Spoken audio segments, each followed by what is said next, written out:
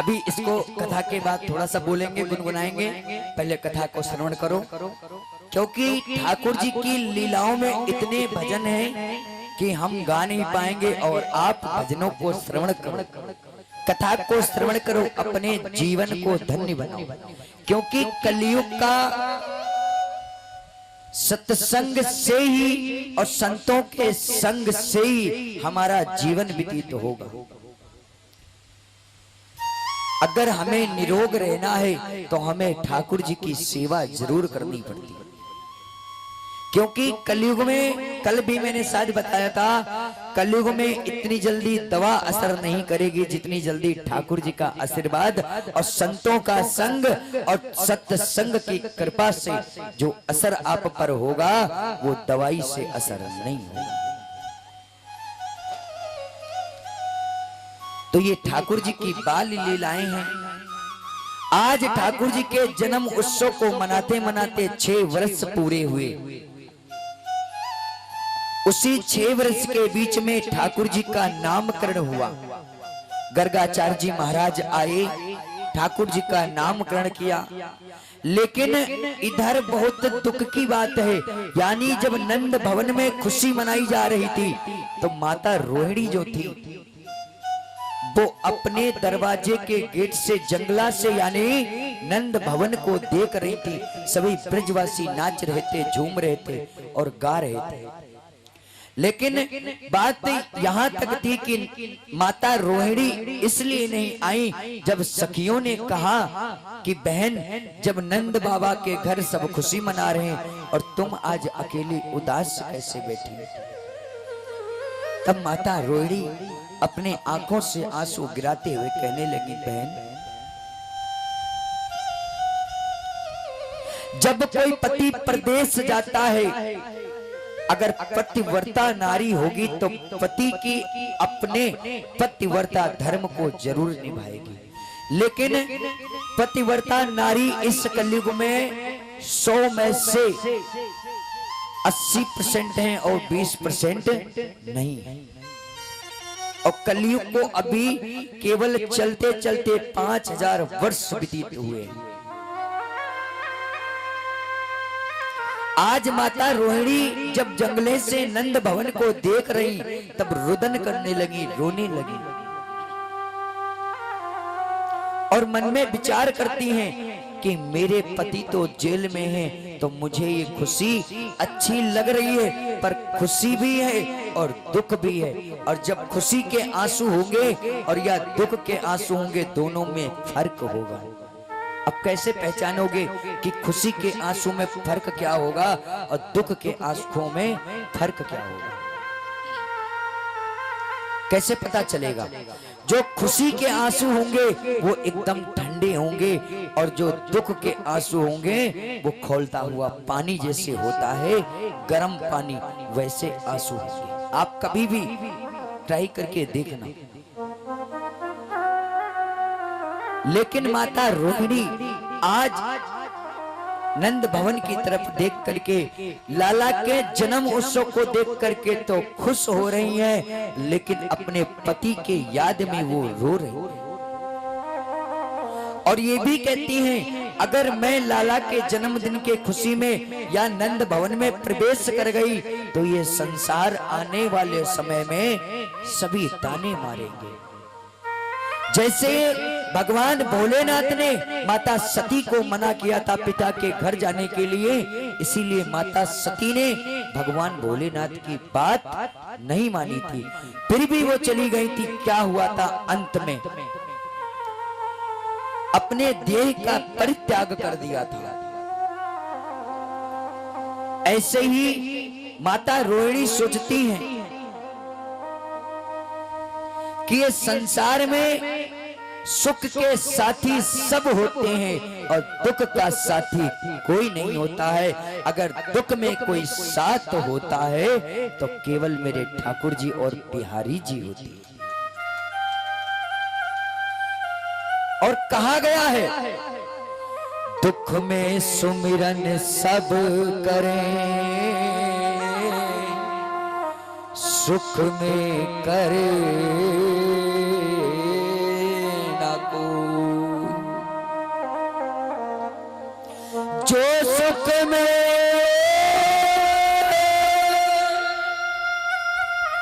सुमिरन करे तो दुख काहे को होई।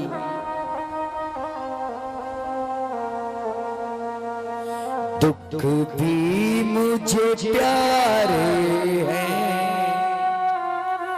सुख भी मुझे प्यारे हैं। छोड़ूं मैं किसे भगवन, दोनों ही तुम्हारे हैं। अब किस किस को छोड़ोगे? और ये दुख और सुख अपने कर्मों से मिलता है। हम कहते हैं कि भगवान हमें दुख देता है, सुख देता है, नहीं। भगवान कभी किसी को दुख और सुख नहीं देता है। भगवान ये कहता है कर्म करो फल की चिंता मत करो। और ये भी कहते हैं कि कोई अगर मुझ पे इल्जाम लगाए, अलांछन लगाए, तो मैं उसे भी स्वीकार करता हूं, क्योंकि इंसान अपने कर्मों के द्वारा उसे दंड स्वयं मिलता है। मैं किसी को अपराधी नहीं घोषित करता हूं, मैं किसी को दंड नहीं देता हूं। ये तो उसके कर्म हैं जो उसे कर्मों के द्वारा फल मिलता है। और संसार में यही होता है।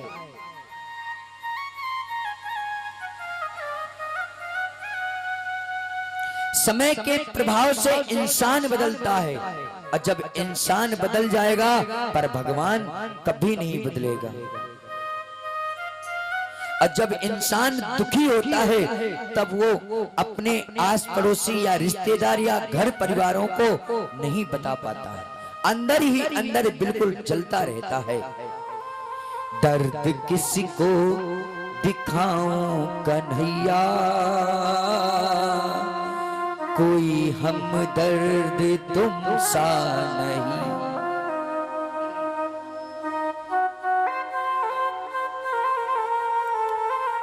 जब इंसान दुखी होता है तो यही कहता है, जब उसके दुख को कोई नहीं सुनता। अगर तुम्हारे पास सुख होंगे तो तुम्हारे साथ सब होंगे, और जब तुम पर दुख होगा, मुसीबत होगी, तो तुम्हारा सब साथ छोड़ देंगे, केवल परमात्मा ही साथ तुम्हारे रहेगा। हो दर्द किसी को दिखाऊं कन्हैया, कोई हमदर्द तुम सा नहीं है। दर्द किसको दिखाऊं कन्हैया, कोई हमदर्द तुम सा नहीं है। दर्द किसको दिखाऊं कन्हैया, कोई हमदर्द तुम सा नहीं है।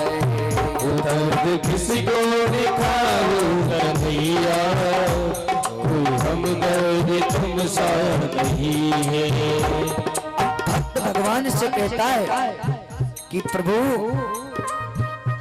मैं अपना दर्द किसको बताऊं? अगर मैं किसी को दर्द अपना बताता हूं तो दर्द के मरहम लगाने की जगह उस पे नमक और छिड़क देते हैं। ये मैं आपसे कहता हूं प्रभु, आपके सिवा संसार में कोई नहीं सुन सकता है। दर्द किसको दिखाऊं कन्हैया, कोई हमदर्द तुम सा नहीं है।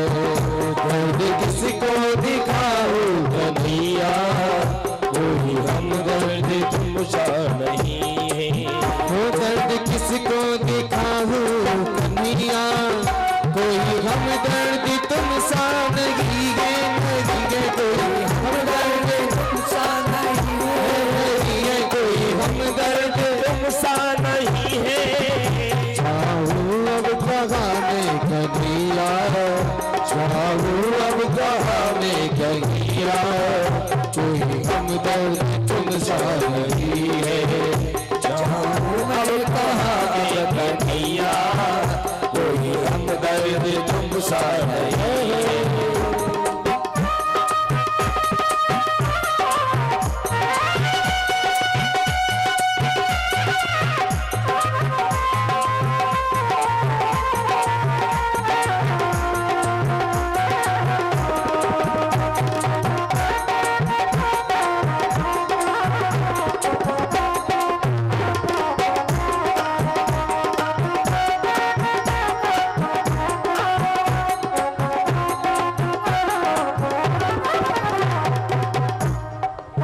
इधर अगर इंसान को अपने बारे में बताता है तो उसमें आधा झूठ बोलता है और आधा सच बोलता है। और फिर कहता है जब झूठ पकड़ा जाता है तब उसके सामने यही कहता कि मैंने तुम्हें सच ही बोला था पर तुम्हें मेरी बातें झूठी लगती। और दुनिया में ये संसार है, संसार में कलयुग के इस प्रभाव से लोगों की बुद्धि इतनी खराब है कि दिन में लाख बार झूठ बोलते हैं, उसकी कोई गिनती नहीं। और अगर एक बार सच बोल दें तो राजा हरिश्चंद्र के बाद अपने आप को ही समझते हैं। किसको बैरी कहूँ किसको अपना, किसको बैरी कहूँ किसको अपना, किसको बैरी कहूँ किसको अपना, किसको बैरी कहूँ किसको अपना। झूठी बातें हैं सारे ये सपना, झूठी बातें हैं सारे ये सपना, झूठी बातें हैं सारे ये सपना, झूठी बातें हैं सारे ये सपना। अब तुम जैसा कोई नहीं है, नहीं है, अब तुम जैसा कोई नहीं है, नहीं है, अब तुम जैसा कोई नहीं है। और कहता है कि झूठे रिश्ते हैं, झूठे नाते हैं, लेकिन तुम जैसा ठाकुर जी संसार में कोई नहीं। हम किसी को अगर अपना समझते हैं कब तक वो हमारा अपना है, कब तक परीक्षित जी महाराज, कब तक वो हमारा अपना रहेगा? जब तक हम उसके साथ रहेंगे, यानी हम पर जब तक अच्छा समय रहेगा तब तक वो हमारे साथ रहेगा। लेकिन जब हमारा बुरा समय आएगा तो हमारा साथ वो भी छोड़ देगा। लेकिन भगवान कभी साथ नहीं छोड़ता है। और फिर भक्त कहता है ठोकरों पे मैं ठोकर हूँ खाया, ठोकरों पे मैं ठोकर ही खाया, ठोकरों पर मैं ठोकर हूँ खाया, ठोकरों पर ही ठोकर ही खाया। जब भी दिल में दूसरों को लगाया, जब भी दिल में दूसरे लगाया, हर कदम पे है सपने गिराया, हर कदम पे सबने गिराया। भक्त कहता है भगवान से जब संसार में प्राणी उसके काम नहीं आते तब ठाकुर जी के दरबार में जाता है और कहता है ठाकुर जी ठोकरों पर ठोकर मैंने खाई और सबने मुझे गिराया। ठोकरों पर अगर मैं अपने पड़ोसी के पास गया, मेरी परिस्थिति देख करके पड़ोसी भी मेरा साथ छोड़ दिया। फिर मैं अपने रिश्तेदारों के पास पहुंचा, रिश्तेदारों ने एक दिन, 2 दिन, 3 दिन, कहते हैं गांव की कहावत है रिश्तेदारी कभी भी जाओ, 1 दिन या 2 दिन, तीसरा दिन रुक गए तो समझ लो तुम्हारी रिश्तेदारी में कदर भी खत्म हो गई।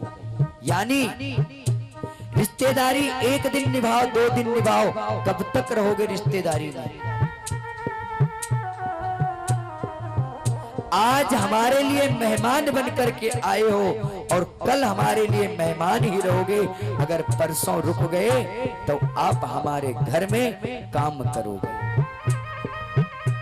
और आप आजमा के देख लेना, 2 दिन 3 दिन 4 दिन अगर तुम बैठ के खा लोगे, 5वें दिन या तो भाभी, ये उनके साथ होता है जो ननंद होती है, या तो भाभी कह देंगी अरे जीजी जाओ देख के आओ ने लाला हमारा लेटा है ने उसे ही खिला लो। तो ये समय का प्रभाव होता है। भगवान तुम्हारे साथ हमेशा रहेगा और इंसान तुम्हारा साथ छोड़ देगा। और भक्त भगवान से कहता है कि ठोकरों पर मैंने ठोकर खाया है और जब भी मैंने दिल दूसरों से लगाया है, कि ठाकुर जी जब मैंने किसी से दिल लगाया इंसानों में या प्रेम किया तो मुझे दुख ही मिला है। इंसान से हम प्रेम करेंगे तो हमारे साथ वो क्या करेगा, हमारे कब तक साथ रहेगा, जब तक हमारे पास धन माया रहेगा। लेकिन जब हम पर कोई मुसीबत का पहाड़ टूटेगा तो तुम्हारा पड़ोसी और तुम्हारा रिश्तेदार भी साथ छोड़ देगा। और फिर कहता है कि जब मैंने दूसरों से दिल लगाया तब भी मुझे ठोकर मिली और कन्हैया हर कदम पर मुझे सबने गिराया। जब समय तुम्हारा व्यतीत होगा, बुरा चल रहा होगा और जिम में तुम्हारे माया नहीं होगी, अगर तुमने किसी पड़ोसी या रिश्तेदार से माया की बात कर दी तो तुम्हें भी कोई वो चाल बता देगा। अरे भैया थोड़ी देर पहले बताते तो हम कोशिश करते, अब तो अभी मैं दे करके आया हूं। अरे जब तुम्हें जरूरत है तब तुम्हारे वो काम नहीं आ रहा, बाद में काम आया तो क्या फायदा। ऐसे लेकिन आप भगवान को अपना समझ लो और ये भगवान से कह दो कि प्रभु सबसे बढ़कर आप हो और आप से बढ़कर सब, मतलब सबसे बढ़कर आप हो और आप से बढ़कर सब। लेकिन संतों ने कहा है गृहस्थ जीवन सबसे बड़ा जीवन होता है, लेकिन जिन्होंने अपने गृहस्थ को पाला है वो संसार के समस्त सुखों को पाते हैं, और जिसने अपने घर को छोड़ा है वो कभी सुख नहीं पाते।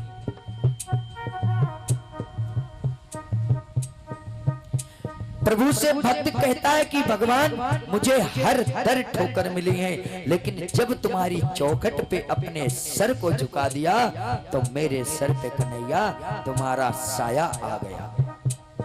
और जब तुम्हारा साया आ गया तो साये का प्रभाव मेरे ऊपर और मेरे परिवार में छा गया। और जब ठाकुर जी का छाया प्रभाव तुम्हारे परिवार पर या घर पर प्रभावित हो जाता है तो उस घर में हमेशा खुशियां ही आती हैं। ऐसे ही ठाकुर जी कहते हैं कि भक्ति करो। आज इधर सुखदेव जी कहते हैं कि राजन परीक्षित यही दृश्य माता रोहिणी देख रही थी, नंद भवन में खुशी मनाई जा रही थी, नंद भवन में खुशी मनाई जा रही थी, लेकिन माता रोहिणी यही दृश्य देख रही थी। लेकिन माता रोहिणी इस बात से दुखी थी कि पति जेल में है और इधर लाला का जन्म उत्सव मनाया जा रहा। एक तरफ हृदय में लाला की खुशी थी और एक तरफ पति का दुख था, लेकिन पतिव्रता धर्म को उन्होंने निभाया था। जब नंद बाबा के घर नंद उत्सव मनाते मनाते 6 वर्ष व्यतीत हो गए, उसके बाद में माता रोहिणी नंद रानी के घर पहुंची।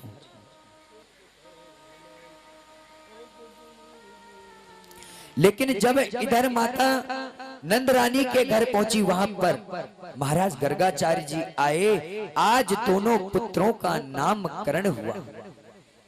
गर्गाचार्य जी बैठ करके दोनों बालकों का नामकरण किया और कह दिया कि देवी जो तुम्हारी गोद में बैठे हैं ये ठाकुर जी हैं, और जो माता यशोदा की गोद में बैठे हैं वो बलराम जी हैं। लेकिन इधर फिर चतुराई करी गई, रोहिणी के गोदी में ठाकुर जी थे और नंद रानी की गोदी में हमारे बलराम जी थे। लेकिन भगवान कहते हैं भक्ति करो तो भाव की करो, बनावटी मत करो। और जो बनावटी भक्ति करते हैं उससे भगवान प्रसन्न कभी नहीं होते। क्योंकि प्रेम का आधार, जीवन का आधार जो होता है वो श्री राधा और श्याम होता है। और मैं हर रोज बताता हूं, भगवान की अगर भक्ति करनी है तो प्रेम सुध में खो जाओ। प्रेम सुध का जब हमारी मौत आती है और हम मौत के समय जैसे डर लगता है, उसी पर्पस से ऐसे डरो मत और भगवान के में लगन लगा लो। क्योंकि भगवान स्वयं कहते हैं कि जब तुम्हारी लगन हमसे लग जाएगी तो तुम्हें कोई भी संसार में नीचे नहीं झुका पाएगा। आज भगवान इसी बात की चिंता भक्तों की होती है कि भगवान के पास भक्ति करें तो करें कैसे। भक्ति करने का मार्ग उन्हें पता ही नहीं तो भक्ति करेंगे क्या। ठाकुर जी ने स्वयं कहा है कि तुम अगर भक्ति करते हो तो 24 घंटे में सिर्फ ओनली 5 मिनट हमारे लिए निकाल लो। हम तुमसे ये नहीं कहते हैं कि तुम हमें 2-4 घंटे पूजो। हम तुमसे ये भी नहीं कहते हैं कि रोज फल फूल मिष्ठान हमारे लिए अर्पण करो। आप अपने हृदय मन गति से हमारी भक्ति कर सकते हो। ऐसे ही भगवान की भक्ति है और भक्ति से ही हमारी मुक्ति है। और अगर भक्ति नहीं होगी तो आप समझ लो हमारे संसार में रहना ना रहना बराबर होता है। मैंने उस दिन भी बताया था कि जब भक्ति का प्रतीक तुम्हारे अंदर होगा तो ठाकुर जी तुम्हें हर जगह मिलेंगे। क्योंकि ठाकुर जी का सर्वत्र वास होता है। और ठाकुर जी कहते हैं जो मुझे भजता है वो संसार से तरता है। और कैसी भक्ति होनी चाहिए भैया? बुलवा के बिहारी लाल की जय। परीक्षित जी महाराज, कैसी भक्ति होनी चाहिए ठाकुर जी के लिए? ऐसी होनी चाहिए कि सुबह खा लो फिर ठाकुर जी की भक्ति करो। भगवान कहते हैं आप भजन कभी भी करो मेरा, भर पेट करो या खाली पेट करो, फल उतना ही मिलेगा। लेकिन हम उपवास रखते हैं किस पर्पस से रखते हैं इसको पता है? किस पर्पस से रखते हैं? अगर एक बात आप सोचो, अगर किसी गाड़ी में रोज उसको कंटिन्यू चलाओगे तो उसके टायर घिसेंगे जरूर। और फिर जब टायर घिसेंगे तो वो फटेंगे। और जब फटेंगे तो उसका असर तुम पर होगा। जब तुम पर होगा तब तुम जमीन पे गिरोगे। जब तुम जमीन पे गिरोगे तो तुम्हारे घुटने और दांत भी टूटेंगे। इसीलिए कोई भी चीज हो अगर तुम उसे कंटिन्यू चलाओगे तो उसका टाइम जरूर पूरा हो जाएगा। चाहे आप किसी बाइक को ले लो या किसी वाहन को ले लो या एक अपने शरीर को ले लो। उपवास का मतलब ये नहीं होता कि भगवान ने नहीं कहा है कि तुम उपवास करो। ना तुम्हें भगवान देखने आता है कि तुमने उपवास किया है, रखा है या नहीं रखा है। उपवास रखने से हमारा शरीर एक दिन हम जब भोजन नहीं करते हैं तो खाली रहता है। मतलब ये गाड़ी जो हमारी शरीर के अंदर है, कल मैंने परसों एक भजन बोला था, जीवन तो भैया एक रेल है, कभी पैसेंजर तो कभी मेल है। और ये कब तक चलता है? जब तक हमारे अंदर सांसों का तेल है। ये जो सांस है यही तेल है हमारे जीवन का। उपवास हम इसलिए रखते हैं कि हमारा शरीर जब खाली होगा तब इसी शरीर में जो हमारे पुर्जे हैं, कर्म इंद्रियां, ज्ञान इंद्रियां, 5 तत्व जो हमारे अंदर विराजमान हैं, उनकी शुद्धि होती है। जब उनकी शुद्धि होती है तो हम उसी को उपवास कहते हैं। उससे भगवान भी को पता चलता है कि हमारे भक्त अपने शरीर को कितना शुद्ध और अशुद्ध रखते हैं।